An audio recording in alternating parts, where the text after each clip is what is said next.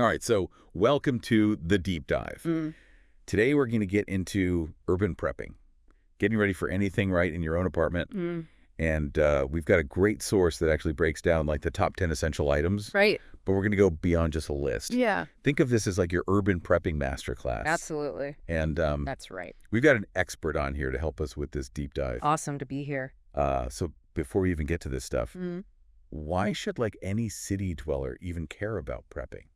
Is this yeah, just for doomsday preppers? That's a good question. I think a lot of people have that misconception Right. that prepping is all about, bunkers and, waiting for the end of the world. Mm-hmm. But the source we're looking at really emphasizes that this is about thoughtful preparedness. So it's not about being paranoid. It's about being prepared for any disruption. Right. Imagine a massive winter storm that cripples transportation or a blackout shuts down the grid. And suddenly those grocery runs and takeout orders aren't so easy. But that's true. That is true.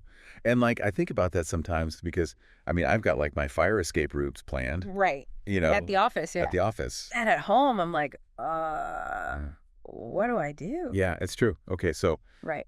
And cities, I think, present you get it. unique challenges and emergencies. Yeah. You think about limited space. You think about a reliance on very complex systems and the potential for things to get crowded really quickly when everyone's scrambling for the same resources at the same time. Okay, point taken. So let's get into the essentials. Mhm. This source kicks things off with the absolute basics. Food and water. Yes. It's survival 101. Yeah, right. But I think even with the basics, Yeah. there's nuance. Yeah. The source emphasizes aiming for a gallon of water per person per day for at least 3 days. But like in an urban setting, where do you even store that much? Yeah. That's a challenge, yeah. Yeah, my apartment's not exactly a Costco warehouse, so bottled water is an option, but it gets expensive. And it's bulky. It is. So what are some other solutions? Well, the source mentions water filtration systems, Yeah. which I think are brilliant for apartment dwellers. Mm-hmm. You can get countertop filters, pitcher filters. There are even ones that attach right to your faucet. Okay. And the idea is that you're purifying whatever water you have access to, whether it's tap water or, Okay. Rainwater, if you can collect that. Okay, that makes so much sense. Because it's not just about stockpiling. It's about, like, having the tools Right. to make what you have last longer. Mm-hmm. Exactly. Now let's talk food. Now I'm envisioning, like, a pantry full of ramen noodles and, like, Energy. bars. Is that it? I mean, energy bars definitely have their place. Sure. But remember, we're aiming for balanced nutrition, even in an emergency, right? Right. So you want to think about things like canned goods. Okay. Canned veggies, fruits, soups, beans. They last forever and are surprisingly versatile. Okay. Canned salmon is my secret weapon. Oh, nice. Protein, healthy fats. Yeah. And it actually tastes good. Yeah. Ah, there you go. What about those fancy freeze-dried meals? Yeah. Are those practical? Absolutely. They're super compact, they're lightweight, and they're a lot more gourmet than they used to be. Okay. Plus, they require minimal cooking. Yeah. Which is key if you're dealing with a power outage. That's true. That's true. Now, while we're talking about potential mishaps, let's Yeah. not forget first aid, Yeah. because Band-Aids and aspirin only get you so far. And this source emphasizes that a truly useful first aid kit Mm-hmm. needs to go beyond the basics. Yeah, absolutely. So what do they recommend? Well, they say it needs to be tailored to you.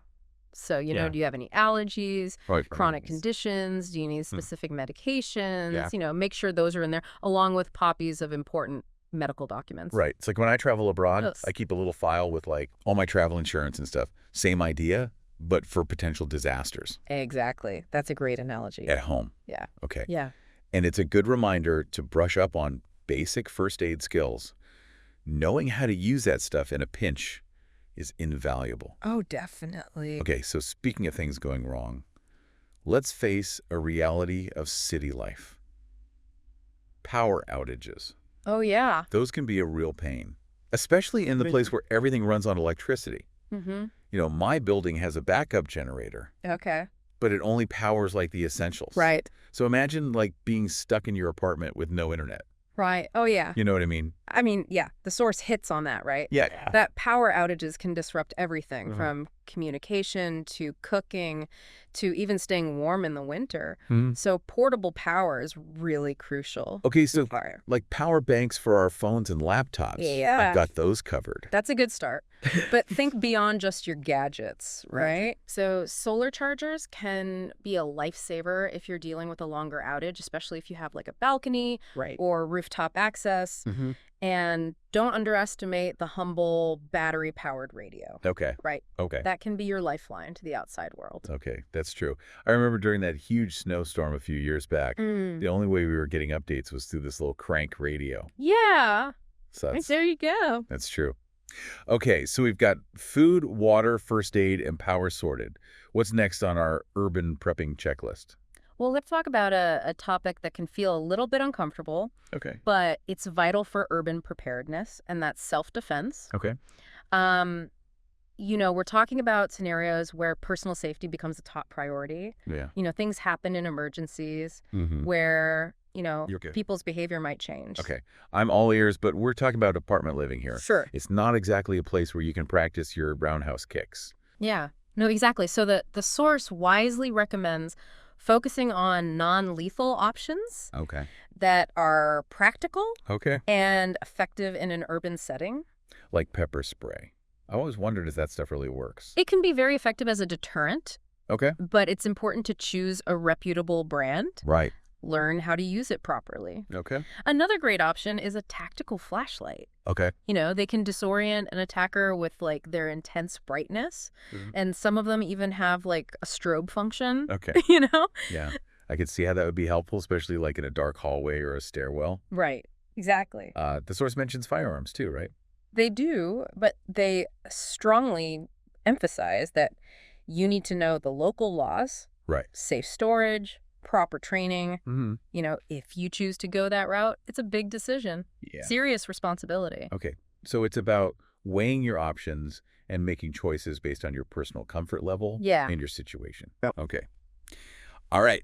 Moving on, let's talk about a prepping tool I'm genuinely enthusiastic about, Okay. the multi-tool. Ah, yes. The Swiss Army knife of preparedness. Exactly. I love how versatile they are. You need to fix something, Mm, open a can, mm, tighten a loose screw, boom, multi-tool to the rescue. right. And this source seems to agree they're an urban prepping must-have. Absolutely. So what are some of the features we should be looking for? Well, they highlight durability, a wide range of functions, and a compact design as key features. Okay. You don't want something that takes up half your junk drawer. Yeah, Yeah. right. I'm envisioning something like sleek and efficient that I can slip into my backpack Yeah. or my pocket. Any brands? Yeah. Any brand recommendations? They give a shout out to Leatherman and Swiss Army. Okay. The classics for a reason. Right. They're known for their quality and reliability. Okay. I'm officially adding a multi-tool to my shopping list. Good. Now, onto another essential. Especially when you're living in close quarters with lots of other people. Fire safety. Huge. Honestly, it's something I think a lot of people overlook, Mm-hmm. but our source stresses how quickly fires can spread in apartment buildings, right? Right. So the first line of defense is a fire extinguisher, Okay. and not just having one, Right. but knowing how to use it. Okay. Full disclosure, I have a fire extinguisher, Okay. but I've never actually used one. Yeah. I'm probably due for a refresher course. You and a lot of people, I think. Care. But a lot of fire departments offer training. Okay. It's definitely worth the time. And don't forget about smoke detectors and carbon monoxide detectors. Taco those. Those are non-negotiable. Yeah. Every floor. Yeah. The source also mentioned something else that I hadn't thought about. Mm-hmm. Fire blankets. Oh, yeah. So what are those for? They're surprisingly effective at smothering small fires Okay. or shielding yourself from flames if you need to make a quick exit. Okay. It's about having multiple layers of protection. That makes sense. And it's a good reminder to have a fire escape plan for your building. Absolutely. Know your exits, meeting spot, and practice it. Yeah. Yeah. For sure. Now, let's imagine a scenario where you have to leave your apartment in a hurry. Think like a gas leak, building evacuation, or even something like civil unrest. Mm. So Mhm. it's about being prepared for anything. Exactly. I'm starting to get a little anxious just thinking about that. Well, I think a little anxiety is good, right? Yeah. It motivates us to prepare. Okay, so in that situation, Yeah. What do we do? So that's where having some basic shelter and warmth gear comes in, Okay. ready to go. Yeah. So the source recommends those emergency blankets. Oh, yeah. Those are like space-age technology. They're amazing. They're so compact, but they really work to, like, trap body heat. Yeah, Yeah. they do. I used one when my car broke down in the middle of winter once, There you go. and it was a lifesaver. Yeah, they're great. The force also suggests maybe a small portable tent or even a sleeping bag, Okay. especially if you might need to find temporary shelter outside your apartment. Yeah, that makes sense. Yeah. So it's like having a mini Great. evacuation kit ready to grab and go. Exactly. So we've talked about staying warm and sheltered, Mm-hmm. but what about staying connected when things go sideways? Oh, communication is key, Yeah? especially when official channels might be overwhelmed or unreliable. And our source has a suggestion that might surprise you. Okay. Walkie-talkies. Wait, really? I haven't used those since I was a kid. Yeah. My walkie-talkie. Well, think about it. They're actually quite practical for neighborhood communication if cell networks are down, Oh, or jammed. right. You can coordinate with your neighbors, Yeah. share information, call for help. I never thought about it that way. It's like Yeah. a low-tech solution, Right. Exactly. but potentially more reliable Mm-hmm. when those networks are down. Mm-hmm. Okay. Yep. And of course, the battery-powered or hand crank radio is essential for staying updated on emergency broadcasts. Okay. So walkie-talkies and a radio. Mm-hmm. Got it. What about those less glamorous but equally important aspects Yeah. of preparedness? Like what happens when the bathroom situation becomes, well, less than ideal, Right. you know? Well, I think even in a crisis, Yeah. hygiene matters. Thank goodness. Right. I might be a prepper, Yeah. but I'm not giving up on basic cleanliness. No. And the source agrees. So, yeah. They recommend stocking up on hand sanitizer, wet wipes, toilet paper, crash bags, the Yeah. essentials. Let's be real. Those are essentials even when there's not a crisis. That's true. So- Very true. And for more extreme situations, they even mention portable toilets as an option. Okay. It might not be for everyone, Mhm, but it's yeah. worth considering if you're anticipating a prolonged disruption. Okay. Duly noted. Okay. Finally, let's shed some light on another crucial aspect of urban prepping. Light sources. Because, like, stumbling around a dark apartment is not my idea of a good time. Definitely not. Yeah. The source recommends having a variety of light sources on hand. Okay. So what are your go-tos? I always got a trusty LED flashlight Okay. stashed away, Good. and I also got a soft spot for candles. Nice.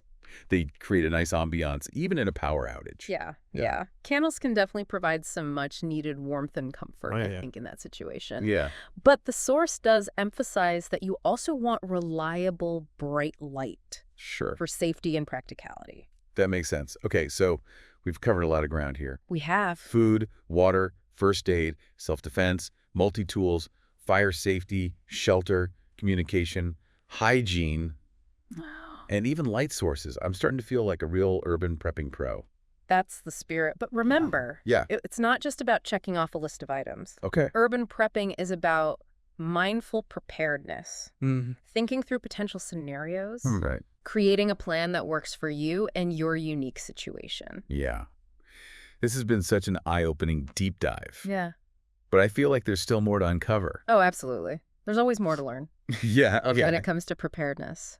So, So in the next part of our deep dive, we're Yeah. going to go beyond this checklist okay. and explore some additional considerations that can really make a world of difference. Can't wait. All right. Stay tuned Mhm. because we're just getting started. Absolutely. Okay. Welcome back to the Deep Dive, where we're turning you into savvy urban preppers, ready to tackle anything the city throws your way.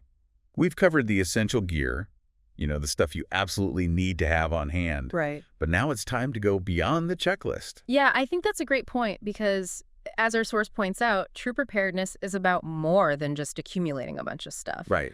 It's really about being resourceful, adaptable, Mhm. and really thinking ahead. I like that. It's about having a plan, Yeah, not just like a pile of supplies in the corner. exactly. So let's explore some of those additional considerations, Right. the things that might not be on like the top 10 list, Yeah. but are crucial for navigating emergencies in the city. So hit me with those urban prepping pro tips. Okay, well, let's start with a scenario.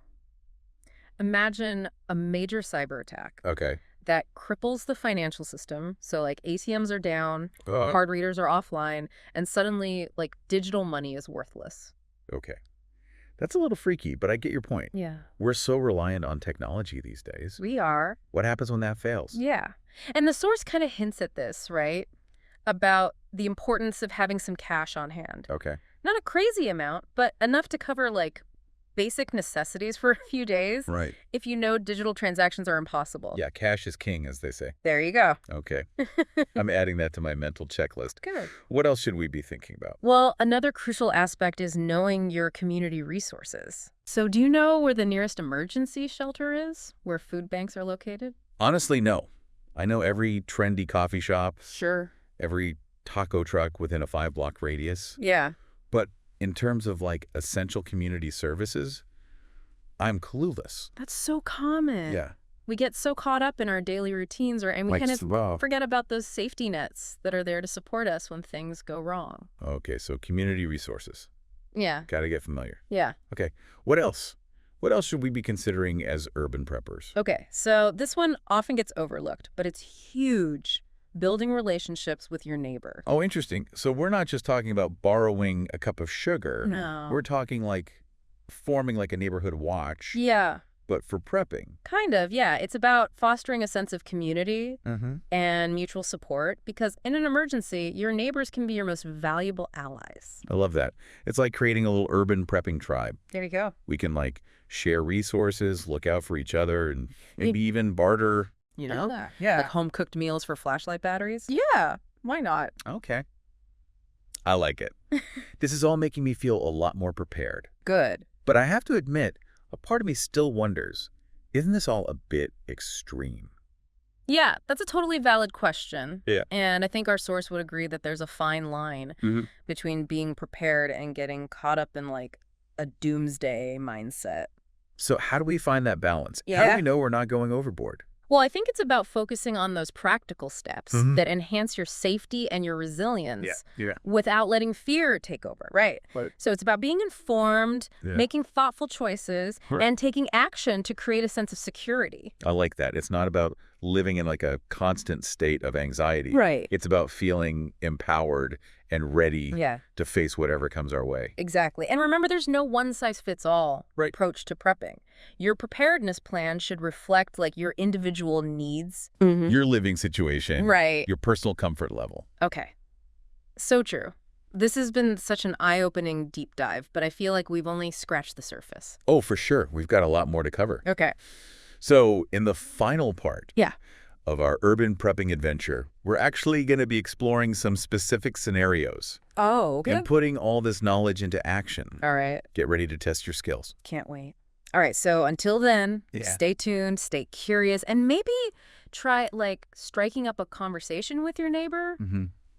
You never know. They might just be a fellow prepper in disguise. Yeah, you never know. Okay. All right. Welcome back, Urban Preppers. We've reached the final stage of our deep dive, and it's time to put all this knowledge into action. We've got our checklists. We've explored those extra layers of preparedness. Right. And now we're going to see how it all comes together in Yeah. real-life scenarios. So let's walk through a couple hypothetical situations and see how all this knowledge translates into like real life responses. That's good. Okay. Bring on those urban prepping challenges. I'm ready to test my skills. Okay. Scenario number 1. A massive winter storm slams into the city, bringing heavy snow, freezing temperatures, and howling winds. Okay. Power goes out, transportation's disrupted, Mm-hmm. and you're stuck in your apartment with limited supplies, Yeah. no way to get to the store. Okay. What are your first moves? Okay. Deep breaths. No need to panic. Right. First things first, I check on my neighbors, especially any elderly folks or people with young children. Yes. We got to make sure everyone's safe and sound. Excellent. Good, good. Community support is crucial in these situations. Now let's think practically. Okay. What are your immediate priorities in terms of survival? Well, staying warm is going to be huge, Yeah. especially if the heating's out. Right. So I bundle up in layers, grab those emergency blankets we talked Mhm. about, and maybe even like set up a little indoor tent for extra insulation. Remember those videos of people camping out Yeah. in their living rooms during the Texas freeze? Yeah. It's kind of like that, That's a great example. right? Yeah, those are smart moves. And this is where those battery-powered lights Right. and that hand crank radio we talked about really come in handy. Yeah. They'll help you stay informed about what's going on Mm. and keep spirits up when it's dark and gloomy outside. Oh, and I definitely fire up that camping stove I added to my kit Good. after our last power outage adventure. Smart. Warm food Yeah. and hot drinks make a world of difference when you're dealing with those frigid temperatures. Absolutely. A warm meal can do wonders for morale. For sure. And let's not forget those hygiene essentials. Yeah, Even in a blizzard, nobody wants to live in a biohazard zone. that's right, that's right. Okay, so we're warm, informed, fed, and relatively sanitary. Okay. What about long term? Yeah. How do we make those limited supplies last? So that's where careful rationing and a bit of resourcefulness come in. Okay. It's time to get creative with those canned goods. Mm. Maybe experiment with some of those freeze-dried meals we talked about. This might be the perfect opportunity to finally crack open that emergency stash of chocolate. Oh, nice. A little morale boost never hurts. I agree. Chocolate is essential. Okay. So this scenario, I think, really highlights that. It's not just about having the supplies, No. but it's also about knowing how to use them Mhm. effectively and make them stretch. For sure. Yeah. Okay, bring on the next urban prepping challenge. I'm feeling more confident already. Okay. Scenario number 2. A major earthquake rocks the city, causing significant damage Okay. and triggering a citywide evacuation. Your apartment building has been deemed unsafe, Mm-hmm. and you need to get to a designated safe location. Okay. Transportation is disrupted, Right. communication is spotty, and there's a sense of urgency in the air. What's your plan? Okay, this is where that grab-and-go evacuation kit we talked about Yes. becomes essential, right? Exactly. So I'd make sure I have, my essentials, water, non-perishable snacks, Mhm. first aid kit, change of clothes, Yeah. and those all-important communication tools. Yes. My walkie-talkie and that hand-crank weather radio. Good. Gotta have those. And don't forget any important documents Right. or medications. Right. Those are non-negotiables. Yeah. Good idea to keep those in a waterproof bag, Okay. along with some emergency cash as well. Okay. Now, thinking about getting around, the main roads are likely to be gridlocked. Right. So what are my alternative options? Yeah. I'm guessing those ride-sharing apps aren't going to be much help. Probably not, no. This is where knowing your neighborhood really pays off. Okay. So think about back streets, Mm. side alleys, pedestrian pathways, Right. those less obvious routes that can help you navigate around those major traffic jams. I actually have an old-school paper map Oh. of the city tucked away somewhere. There you go. Maybe it's time to dust that off. Yeah. You never know when those low-tech solutions will come in handy. True. And remember those walkie-talkies. Yes. Staying in touch with neighbors or family members who might be in a different location Exactly. could be vital. Absolutely. And once I reach that designated safe location, I would check in with the authorities, Oh. see if there's any organized relief effort, Mm-hmm. and, offer any help I can. That's great. you know. That's the spirit, even in a crisis. Yeah. Community spirit can shine through. So these scenarios, though hypotheticals, really highlight the key takeaways from our deep dive. Absolutely. It's about being prepared, informed, connected, Yeah. and adaptable. Mm. And maybe having a little bit of that urban prepping grit. I love that. Okay. Well, this has been an incredible journey It has. into the world of urban prepping. We've debunked the myths, Mm-hmm. explored the essentials, and even faced some hypothetical disasters head on. We did. I feel like we've equipped our listeners I think. with the knowledge and confidence to create their own personalized preparedness plan. Yeah, absolutely. And that's what it's all about. So as we wrap up this deep dive, Okay. I want to leave everyone with one final thought. It's not about living in fear. It's about taking ownership of our safety and well-being, Mm-hmm. no matter what challenges we might face in the concrete jungle. Beautifully said. Okay. So stay safe out there, urban adventurers. And remember, a little bit of preparedness goes a long way. It does. Until next time, keep exploring, keep learning, and keep those emergency kits stocked.